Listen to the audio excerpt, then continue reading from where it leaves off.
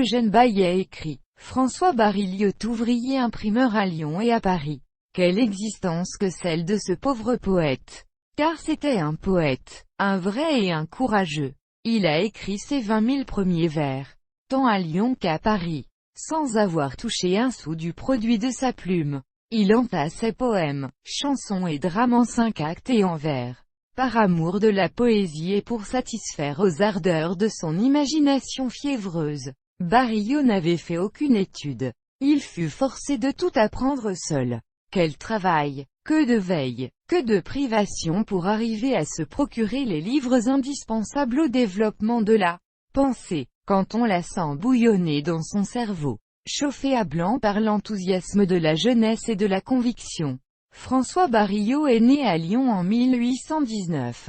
À 7 ans il entrait dans une imprimerie où il gagnait 10 sous par jour pour 12 heures de travail. Il devint ouvrier, et, les circonstances aidant, vers 1840, il débarquait dans la capitale suivi d'une femme. Un enfant ne tarda pas à augmenter les charges du poète. Mais il était vaillant, et il s'attela au travail vite et avec acharnement. Barillot avait déjà semé de jolis vers dans les journaux de Lyon. Il continua à Paris, et il fut bientôt en relation avec les maîtres de ce temps-là. Béranger, Lamartine, Victor Hugo lui prodiguèrent les plus grands encouragements. Il fut reçu chez eux et chaudement félicité. L'harmonie et la couleur qui éclatent dans les vers de Barillot et la générosité des pensées avaient surtout séduit Béranger, qui le protégea particulièrement et le fit placer à l'imprimerie alors royale, nationale aujourd'hui, où il resta, en qualité d'imprimeur, jusqu'en 1849. Il en sortit pour avoir exprimé trop hautement ses opinions politiques. Barillot était républicain socialiste, et ce mot, socialiste, dont le plus timide candidat bourgeois se parent aujourd'hui, était à cette époque un épouvantail. La réaction en cette année 1849 reprenait la domination qu'elle avait eu l'air d'abandonner en 1848, encouragée par une chambre et un ministère rétrograde. Le 2 décembre était déjà dans la pensée du prince-président Bonaparte, qui n'avait juré fidélité à la République que pour l'étrangler plus facilement. Quand on est prince, il faut être jésuite. Pendant les 5 années qu'il avait passées à l'imprimerie du gouvernement, le poète avait utilisé toutes ses soirées et souvent une partie des nuits à écrire. Il perfectionna son style, et sa forme prit de l'ampleur et de la clarté. Le côté mystique de ses premières poésies disparut peu à peu et fit place à des œuvres plus en rapport avec le milieu où il vivait. La ruche populaire inséra de Barillot des satires très belles. Depuis 1842 il faisait partie de la lice chansonnière. Aussi de temps en temps il écrivait de jolies chansons. La tombe de l'enfant, Le doigt du temps, Hiver maudit, sont de ce temps-là. Son amour de la chanson n'a pas été stérile. Barillot lui doit de très jolis succès. Le bonhomme Chopin est resté dans toutes les mémoires. Garçon, apporte une chopine de vin de l'an passé. Mouris sur la colline où ma nourrice m'a bercé. Voyons, serre-moi, pas de harangue, le vin rend mes esprits moins lourds. C'est un long ruban de velours qui se dévide sur ma langue. Et, garçon, sacre bleu, tu me fais une triste mine. Apporte encore une chopine, il faut bien boire un peu le bonne larme du bon Dieu. Darcier a écrit la musique de cette chanson et d'une dizaine d'autres de Barillot qui doivent être comptées au nombre des plus applaudis du maître chanteur. On connaît dans toute la France Le printemps veut qu'on aime et cette charmante ballade. Verse plein, verse encore, belle hôtesse aux yeux bleus. Le soleil dorait le vin des gueux. Quoi de plus poétique que les bords de la Marne? Et la villanelle, le départ de Pierre et la chanson des étoiles. Et la chanson des hirondelles qui est restée si populaire. La chanson des hirondelles à Dieu, pays des lauriers roses, où dans les fleurs écloses, chantent les colibris. Sous le chaume, au toit des tourelles nous revenons fidèles chercher nos vieux abris. Nous les hirondelles frileuses nous avons traversé les mercés des cités tumultueuses nous revenons. Peupler les airs, notre aile noire fuit le givre. Notre duvet craint les autans. Avec l'homme nous aimons vivre vite nous ramenons le printemps. Des palais aux vastes arcades, où les rois se tiennent blottis. Sous la cante des colonnades nous voyons naître nos petits. Et pendant que la sentinelle veille au seuil de la royauté nous fendons l'air à grand bruit d'Aélite. Nous chantons la liberté, nous aimons la vieille mansarda où la marjolaine est en fleurs, où l'ouvrière nous regarde avec des yeux mouillés de pleurs. Il suffit à notre famille d'une mouche ou d'un vermisseau. Elle, bien tard pousse l'aiguille pour nourrir son fils au berceau. Quand nous rasons les cheminées prisonniers, pauvres martyrs, et là, nous sommes consternés de leurs sanglots, de leurs soupirs, ainsi que vous, les hirondelles, hommes, construisent leurs maisons, mais elles s'aiment trop entre elles pour se construire des prisons. L'air sur lequel cette chanson s'est popularisée est une composition de Barillot. Il a écrit ainsi une douzaine d'airs pour autant de ses chansons, qui regrettablement n'ont jamais été notées, de par l'insouciance de leur auteur. Ces musiques sont mélodieuses et charmantes de rêverie. Elles sont perdues, mais le poète n'empêchait pas l'ouvrier d'être attaché à sa presse. Il a successivement travaillé dans les premières maisons d'imprimerie lithographique, notamment chez Sapin et rue Racine. Ce n'est que vers 1855, à la suite d'un accident grave, qu'il lui fut impossible de continuer sa tâche de travailleur manuel. Dès ce moment Barillot dut vivre de sa plume. Cela n'est pas commode à un poète. Mais il lui fallait si peu de choses pour vivre. Barillot avait donné son premier volume de vers au public en 1855. Il a pour titre La folle du logis.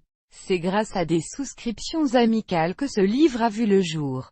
Les idées mystiques ou panthéistes de son auteur y sont très accusées. On n'y retrouve que de loin en loin le poète lutteur.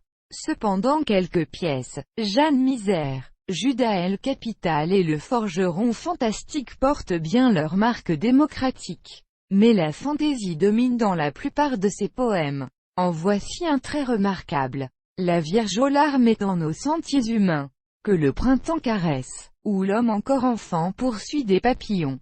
Avez-vous rencontré, belle de sa tristesse, la jeune Éolida, la Vierge enchanteresse, de qui les pieds légers effleurent nos sillons?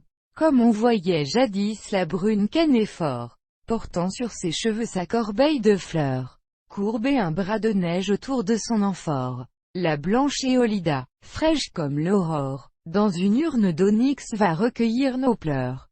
Plus belle qu'Astarté, pieds nus elle cheminait de l'équateur brûlant au neigeux Labrador. Chaque fleur devant elle avec amour s'incline. Le soleil qui la voit franchir va les collines, fait sur ses noirs cheveux pleuvoir ses rayons d'or. Elle parcourt les mers sans conque ni triremite glisse sur les flots comme les fils de Dieu. Pour tous les malheureux son amour est extrême. Elle a pour tous les maux un dictame suprêmite fait rayonner l'âme au moment de l'adieu. Promptée comme l'éclair, elle arriva tout heureux dans les lieux attristés par des cris douloureux. Que ce soit un palais, une pauvre demeure, qu'importe, Éolida, de tout être qui pleure, met les pleurs dans son urne et les emporte aux cieux. Sous la tente au désert, dans la grotte enfuméite couverte de neige où gît le Kemchadal, dans la hutte bramine et de fleurs embaumées, partout Éolida, la Vierge bien-aimée, tend son calice d'or au ruisseau lacrymal, sa voix à la douceur d'une flûte divine. Quand il faut consoler la veuve et l'orphelin, elle amène l'espoir au sein de la chaumine, et sa forme céleste aisément se devine sur les plis ondoyants de sa robe de lin. À tous les parias que le monde abandonne, à tous les prisonniers là de s'exaspérer, elle dit quelques mots de sa voix qui pardonne, et fait tomber sur eux les fleurs de sa couronne, dont le parfum console en faisant espérer. Dans les mornes greniers, où l'hiver impassible dessine, en grelottant, sur les vitres, des fleurs, où la chair se bleuit à son souffle insensible, la Vierge aux larmes prend, de sa main invisible, les perles de glaçons qui, la veille, étaient pleurs, puis, suspendant enfin sa course vagabonde, dirigeant vers les cieux son vol démesuré, elle s'arrête au pied du Créateur du monde dit, en répandant son amphore profonde. L'urne est pleine, Seigneur, ont-ils assez pleuré? Tout cela est plein de fleurs, de soleil, d'oiseaux, de brises embaumées. Toutes ces œuvres éclatent de poésie, d'idéal, et, anomalie étrange, leur auteur vivait dans des trous noirs, sans air, n'ayant généralement que la fumée d'une pipe, qui ne le quittait pas. Pour parfum, je l'ai connu habitant, rue des Singes, un grenier. On y est bien à 20 ans. Oui, Béranger a raison, mais Barillot avait 2 fois 20 ans et encore faut-il y posséder Lisette. Vive et jolie avec un frais chapeau. La Lisette de l'auteur de La Caravane humaine était certainement plus fidèle que l'autre. Mais elle était grasse, jaune, sans jeunesse, d'un laisser-aller déplorable, ce qui n'empêchait pas Barillot, dont l'imagination était prodigieuse, de lui parler, dans les vers les plus éthérés, de la vie éternelle et des ciels où il proclamait haut qu'il la reverrait un jour. Nous le retrouvons ensuite rue Maître Albert. Là il avait su trouver la plus fétide chambre et la plus infecte maison.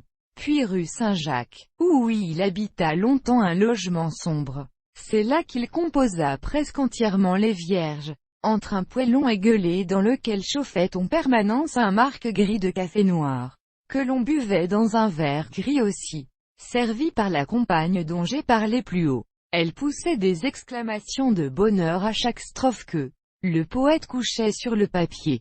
Et on oubliait ainsi que la pendule qui devait marquer l'heure des repas était arrêtée. Ô sainte bohème, tu n'es pas belle ainsi. Il te faut la jeunesse, le grand air et le soleil. Barillot vivait alors par la pensée dans un monde invisible. Le désordre qui l'entourait ne lui apparaissait pas. Il respirait le parfum des fleurs de son imagination et restait complètement étranger à l'odeur fétide qui l'entourait. Il est vrai que la misère mène à l'oubli de toutes choses. Oh, mes amis les poètes ouvriers, ne laissez pas l'outil s'échapper de vos mains. Cependant il y avait dans cette maison de la rue Saint-Jacques un ménage d'artistes que Barillot aurait dû prendre pour modèle. Le père, aquafortiste de talent, n'avait pas encore de nom. Il attendait souvent la commande d'un éditeur ou d'un directeur de journal. Et l'on n'était pas riche. Mais ce tout modeste intérieur était l'opposé de celui du chansonnier. Ici on sentait l'ordre, la bonne direction, l'amour de l'intérieur, la famille enfin. Cet artiste de grand mérite était Léopold Flamand. Il avait alors un jeune enfant. C'est le remarquable peintre de tant d'œuvres populaires, entre autres la prise de la Bastille. Barillot a été 2 fois récompensé par l'Académie française. Il le méritait. Son bagage littéraire est considérable. L'imagination toujours en éveil, il produisait sans cesse. Il a publié La folle du logis, La caravane humaine, Les Vierges du foyer, soit 4 volumes de vers. Il faut ajouter Lettres de Jean Populus à Pie IX. Brochure en prose très remarquable. La mort du diable, pièce fantastique en 6 actes. Un portrait de maître, un acte en vers représenté à l'Odéon. Le Myosotis, un acte, aussi représenté. On doit ajouter encore à cette nomenclature un grand nombre de pièces de vers parues dans l'Appel et autres journaux d'alors, et une traduction en vers des Lousiades de Camoens, publiée dans la revue des races latines. Il a laissé en manuscrit 200 sonnets, dont il voulait faire un volume. Le Donjon de Vincennes, drame en 5 actes, œuvre très mouvementée, et tout cela est resté aux mains de la femme de Barillot après la mort du poète. Elle est morte aussi. Où est tout cela? Malgré ce travail prodigieux, Barillot ne put vivre de ses écrits. Les dernières années de son existence furent pénibles, en dépit du dévouement de ses amis qui n'avaient qu'un défaut, c'était de n'être pas riches eux-mêmes. Il faut citer parmi ceux qui ont le plus aidé Barillot en donnant des soirées à son profit, ou en provoquant des souscriptions en sa faveur, le chansonnier Étienne Ducret. Sa courageuse amitié usait de tous les moyens en son pouvoir pour adoucir les souffrances morales et matérielles du vieux poète. Il a souvent apporté le pain qui manquait sur la table en partageant le sien. Ducret a montré dans cette circonstance toutes les qualités fraternelles de son cœur. Nous l'avons tous apprécié et je suis heureux de lui témoigner publiquement notre reconnaissance. Tout cela n'a pas empêché Barillot de mourir dans une misère noire, le 11 décembre 1874, dans une chambre plus noire encore de la rue Saint-Séverin. Qu'a-t-il manqué à cet homme dont les sentiments étaient grands, dont le talent était incontestable? Pourquoi cette existence décousue et misérable? Il a manqué à Barillot une direction, un entourage, un but. Sur le bord de la fosse commune du cimetière d'Ivry où nous l'avons conduit. C.M. Lacombe, le compositeur érudit et distingué qui a prononcé l'adieu. Barillot avait un fils, élevé à la diable. Il vient de mourir. Tout ce qui touchait au poète est mort. Seules ses œuvres sont là pour défendre sa mémoire. Il a lutté, il a souffert et sa voix s'est toujours élevée pour soutenir la cause des humbles et des opprimés. C'est peut-être parce qu'il a tant pensé aux autres qu'il ne s'est pas occupé de lui.